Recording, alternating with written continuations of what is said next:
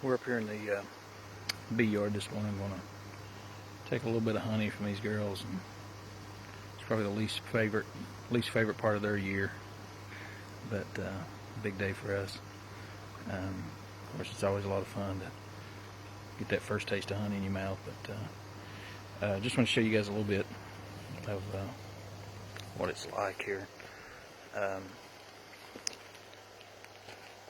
I always leave the bees with plenty of honey, so if you can see these hives behind me, the only ones I'm going to take are the small ones on top that are full of capped honey. Capped honey means it's ripe and that the moisture content is low enough that it won't ferment or spoil on you. If it's not capped, we'll put it back on and either leave it for them for the winter or just wait a few more weeks for them to finish capping it out. The way we rob is we take off the top cover, which is the aluminum looking part on top, and then under that's an inner cover.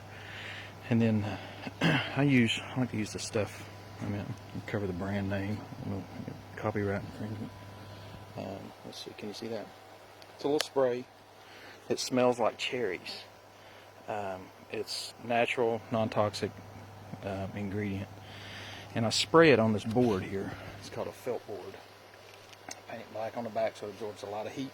This has a little felt cloth inside. And I spray this cherry scented stuff on top on this felt. And I replace that silver cover with this.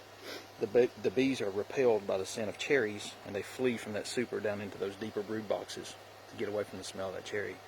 And then I lift those supers off. Now, that sounds pretty easy, except for the fact those supers are kind of over my head.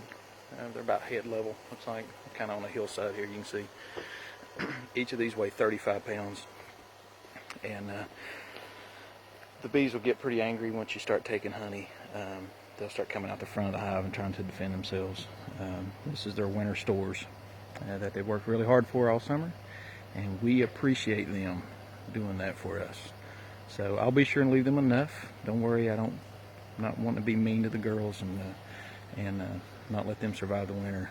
So after this, we're going to batten them down for the winter, let them finish capping if they want to, and get them ready for some mite treatments so they can get through the winter okay. And check their food stores, make sure they have a queen. A lot of work to do in a short period of time here in the next couple of weeks. I'd like to be done with this by the 1st of August, but I'll try to get some videos of pulling off a couple supers. Those supers weigh, if we're lucky, they're going to weigh about 35 pounds a piece, full of honey. So stay tuned.